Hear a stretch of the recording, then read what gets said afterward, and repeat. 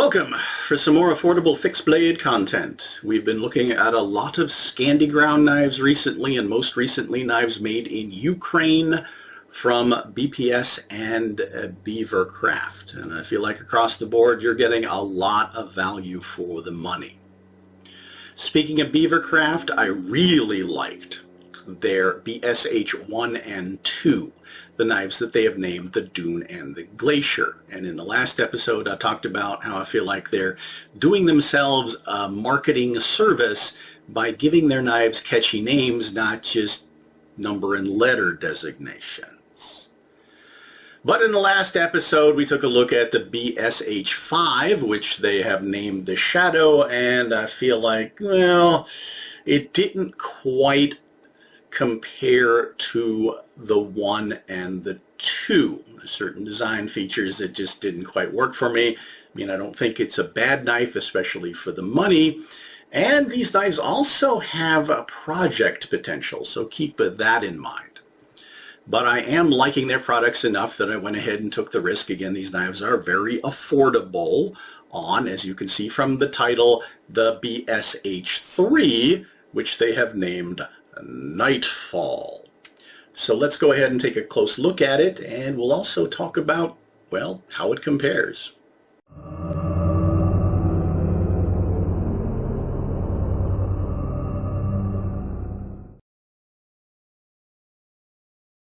We're going to start on kind of a negative because, like the BSH3, if you saw that review, the sheath kind of let me down as compared to all the things I liked about the sheaths that came with the 1 and the 2.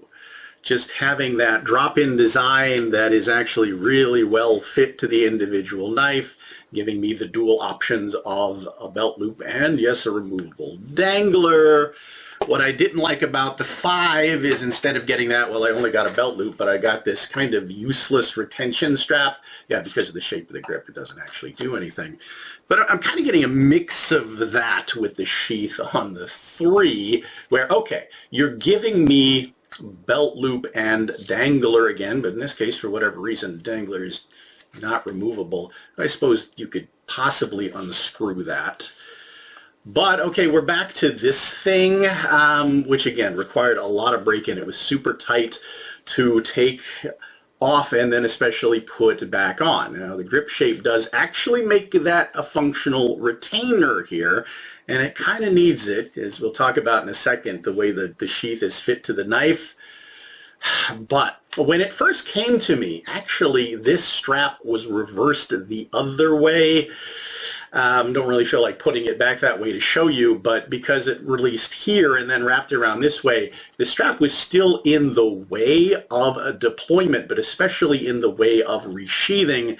So it was getting itself cut to pieces. So I was able to, because it was just attached by a single stud, flip it around, make it make a little bit more sense to me. Maybe that was an accident. So then I do have plenty of real estate and a bit of a hook here to grab a hold of the knife. Also getting a little assistance because I added a small lanyard, we'll talk about that, for positive deployment. But my issues are actually coming from, well, this is, again, a kind of a thin, supple leather, but they left a huge amount of space in the sheath. As you can see, it's really, really, shall we say, overstuffed taco shape. And because of that, combined with how keen the tip and the edge of this knife is, when I go to resheath it, I am consistently slopping it so the blade isn't going in straight. It's not guiding itself. So I am regularly snagging and cutting the heck out of the inside of the sheath, and because it's so thin, I'm just expecting it to fail on me any day now. Maybe over time, maybe if I oil it a little bit more, I can get it to fit a little bit better. But right now, that's just a really sloppy fit, and I'm not a big fan of these retention straps. Again, I wish this knife would have come with a sheath, well, like the 1 or the 2.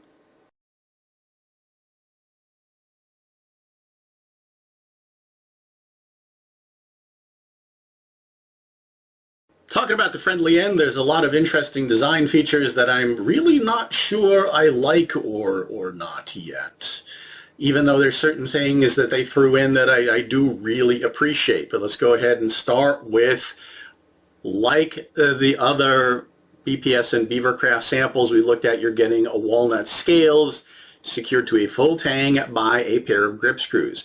Now, like the BPS knives and at least the BSH3, instead of having those screws recessed, they do stick out above the flat of the grips. I don't consider those hot spots though. There's some interesting indexing points, and the lower one does actually assist me in deployment and pinch flipping. As you can see, this one does come with a sizable lanyard hole. I've added a small lanyard. We'll talk about that in a second. But as for other design features, okay, first of all, globally speaking, the entire knife is recurved forward. There are certain things that will enhance in terms of performance, and there may be one or two things that it gets in the way of. I feel like this balance of a recurve is actually pretty ideal. We'll talk about that a little bit more after the testing. But a little flare at the bottom again for hand retention and positive grip, deploying it from the sheath. Now, talked about in previous videos, I really do like my palm swells, but there's something that's, I'm going to call it kind of a little too pear-shaped about the way they dimension this, that makes it, at least for me, maybe a little bit too extreme and maybe a little bit too low on the grip. I feel like it should have been a little bit more up here. But it doesn't feel bad at all. It just feels different, and I'm going to say it looks kind of weird. There is a finger groove here. It's not a very deep, very pronounced one, and we will talk about how it functions potentially or not as a guard to keep your hand out of danger in certain tasks, but it does allow you to get your fingers very close to the base of the edge for fine work, and speaking of which, very clean transition onto the spine to get that kind of thumb leverage. Now, there's no jimping or anything on the back of it. I might add that later like I have to some of my other knives. It's just a personal preference. But when we're talking about functional dimensions, pretty generous point to point here. That is 4.5 inches, about 11.5 centimeters. So my medium width hands, yeah, I can choke up, I can choke down.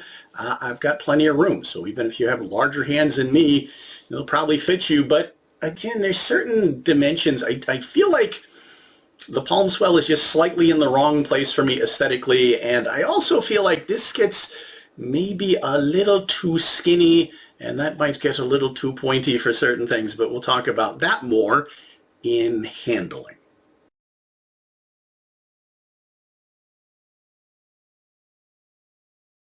Quick note about my choice of lanyard for this knife, because I'm trying something a little bit different. If you've seen my other videos where we've talked about lanyards, you know I don't like them around my wrist. I feel entangled, especially if I'm going to switch hands or put the knife away or other things that might happen. So habitually I tend to go with a very long lanyard that I hook with my thumb. For the forward grip, that wraps around the back of my hand, and that works pretty well. And again, if I'm going to put the knife away or change hands, it just slips right off. One thing it doesn't do, though, is give me any extra grip security to keep my hand from sliding up into danger, especially with a knife like this HK1 that doesn't have any kind of guard.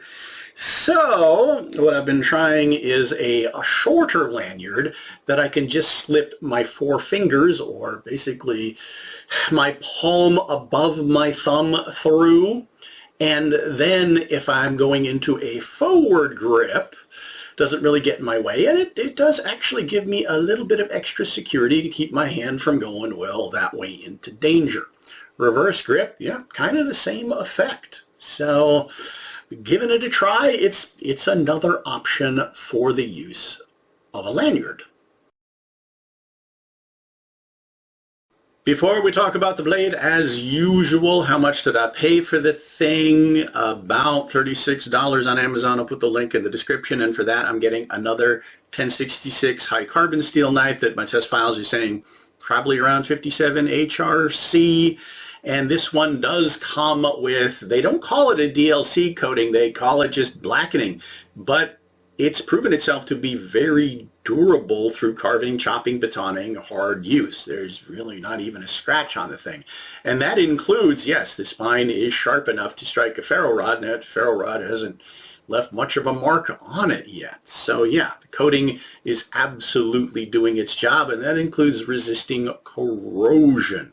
I've done food prep and other outside tasks with it, but where it went wrong, and I talked about this with some of the Mora knives that had coatings like this, and also with the BSH3, they put the coating on after they sharpened the knife, so it covered the edge.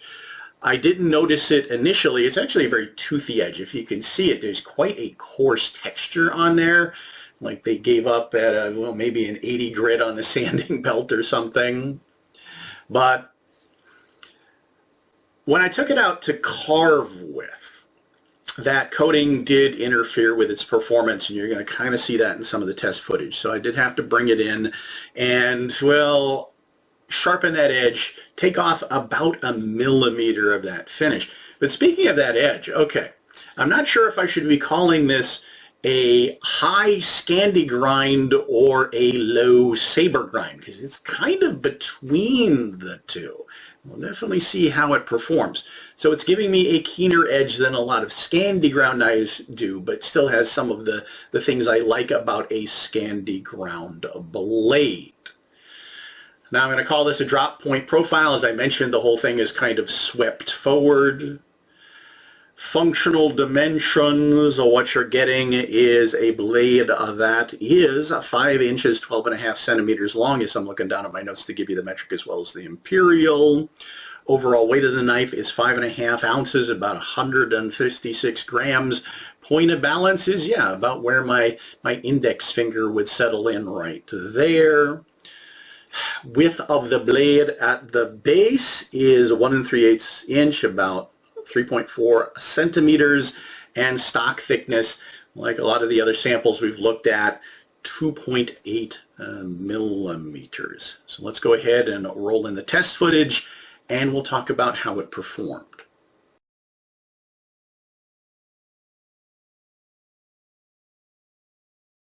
Nightfall. Yeah.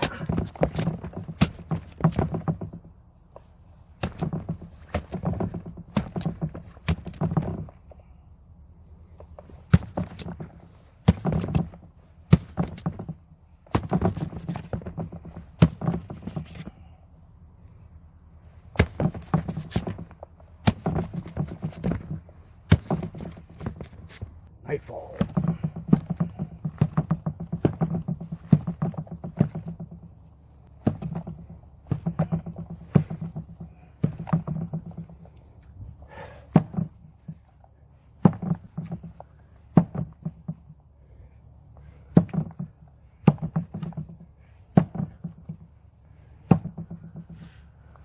At least it's not snowing. It's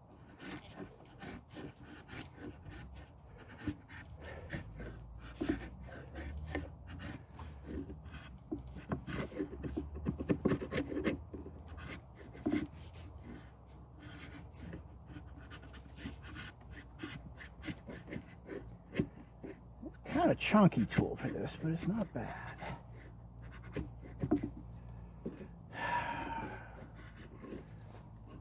Definitely better than the Shadow.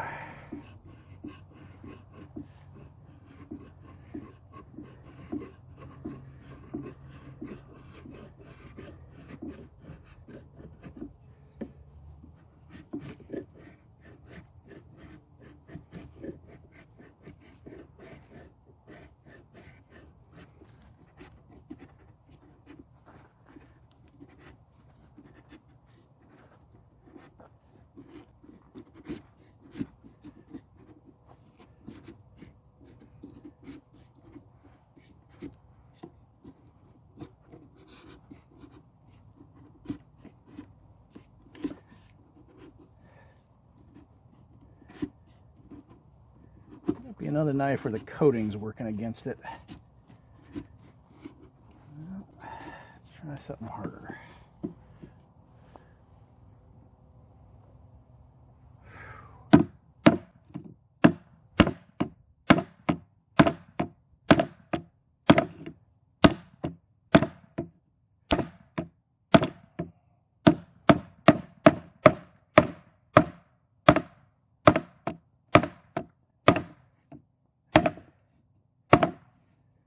A lot of resistance.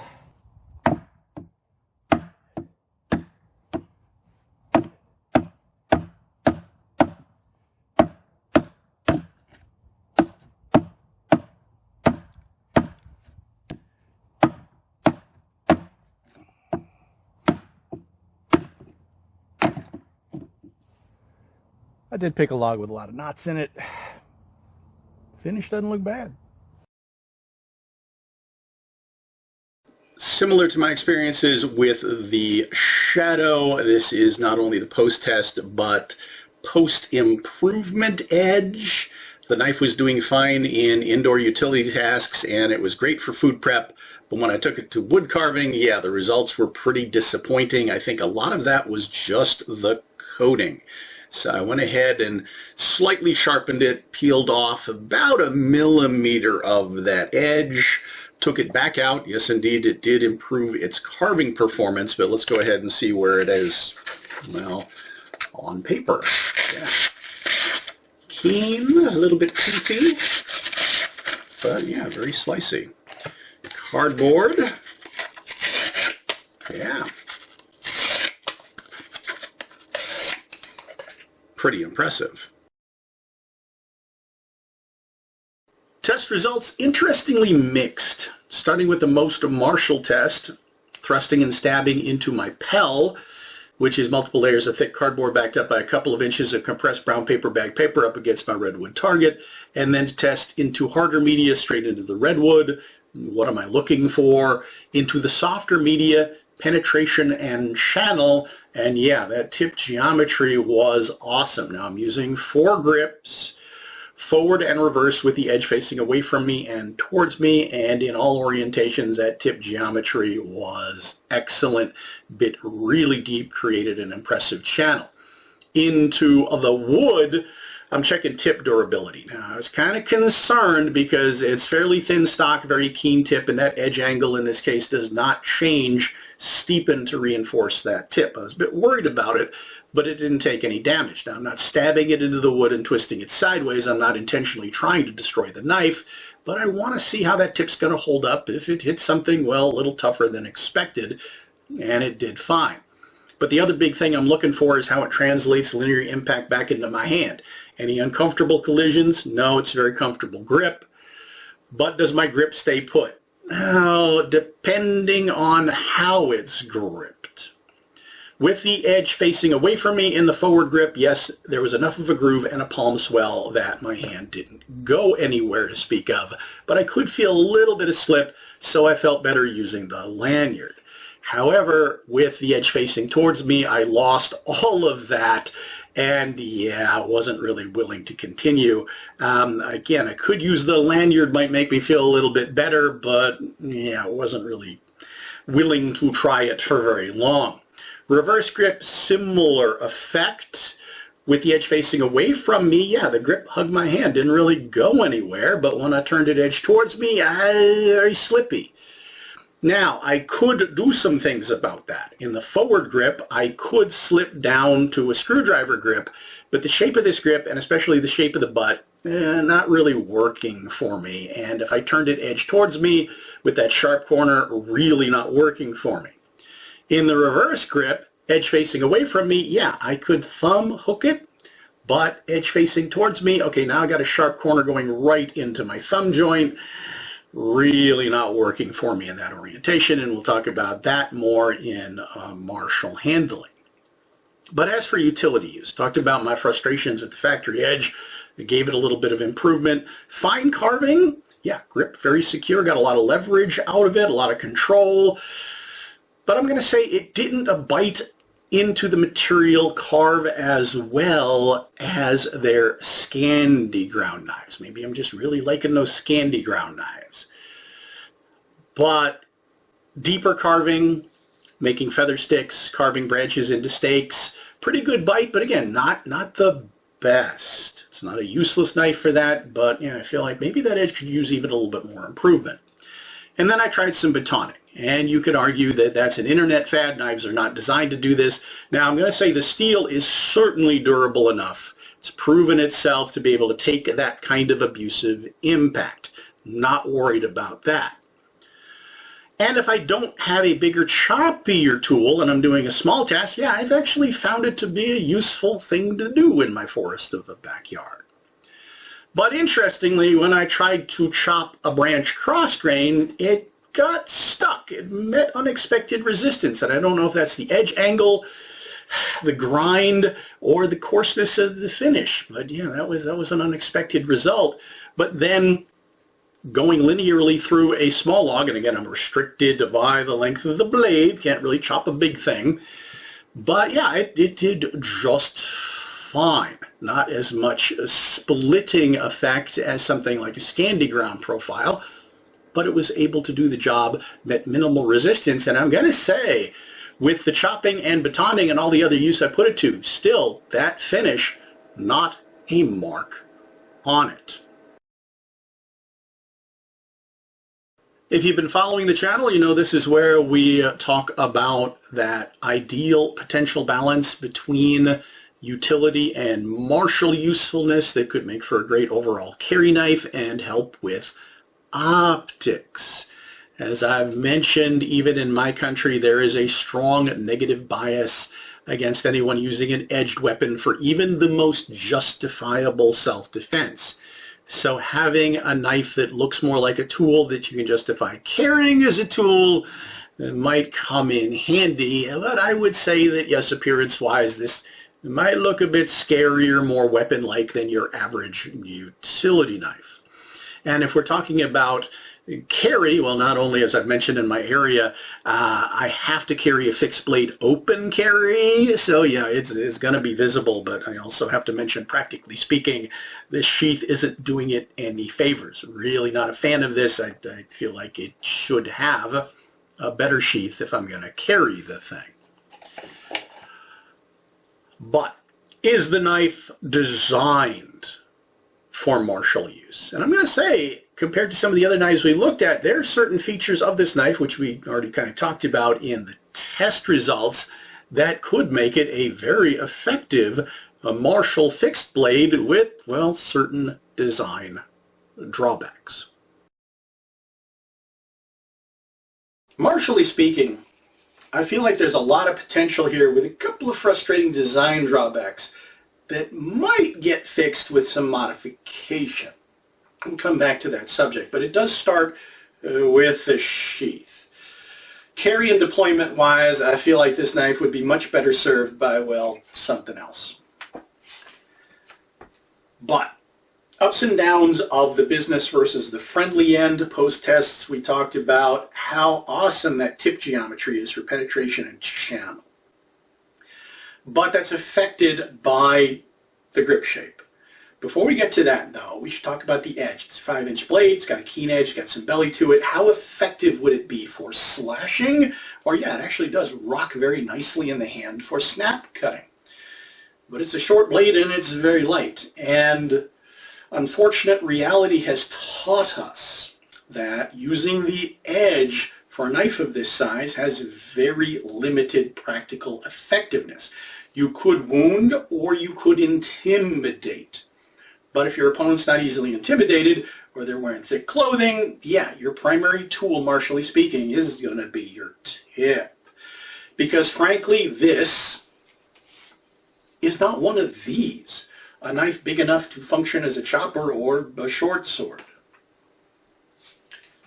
So tip it is. And forward grip, edge facing away from me, is where I get my best, most secure grip to be able to employ that tip, even without using the lanyard. But if I rotate the edge towards me to potentially get more cutting action in the stab, I lose all my grip security. And I'm not willing to rely on this lanyard to keep my hand safe. That's assuming under adrenaline I remember to use it and I don't totally fumble it. So we'll take the lanyard off the table here, practically speaking. So yeah, that does kind of limit the use of the knife. Now, could I screwdriver grip the thing? Well, this is where I've already talked about awkwardness of the grip shape. Doesn't really hold secure on my hand. It's not terribly uncomfortable edge facing away from me, but edge facing towards me, yeah, now I've got a sharp corner digging into the palm of my hand. Really don't feel like I have a grip on it. Modification though. I've had this issue with other knives with this grip shape. Could I make some changes down here to make it better to not only screwdriver grip, but as we'll talk about in a second, ice pick grip? Done it to a couple of other knives. I've mentioned that I've picked up a lot of these affordable knives with modification, customizing in mind, so maybe we'll do a follow-up video. And yeah, probably after I finish this video, I'll make some changes to this one as well. But reverse grip, which means we have to talk about transitioning. Now, I don't have a cool one-handed way to transition this lanyard yet. Haven't figured one out. So I mentioned in previous videos I do have a twirly thing I do with that long thumb lanyard, which I won't show you because it's dangerous as hell. Think razor blade nunchucks. Kids don't try it at home. So it's going to be two-handed, which is the smartest way to do it. So I've mentioned over and over again, you should never transition your knife when you're in reach of your opponent, and you always need to consider what adrenaline has done to destroy your fine motor coordination, which is why I train with my knife in all sorts of different grip orientations, because I'm probably just going to have to use it the way it's in my hand. If I'm going to transition at all under adrenaline, I'm going to recommend you use, lanyard or no, two hands to do it. But for one-handed practice, okay, it is a bit chunky at the top, but I can get away with my bad habit of finger twirling, which I don't recommend because it is the least secure and easiest to fumble. But it does maintain my edge direction as compared to pinch flipping. Now, pinch flipping, some ups and downs here. It's a little more secure than finger twirling, definitely.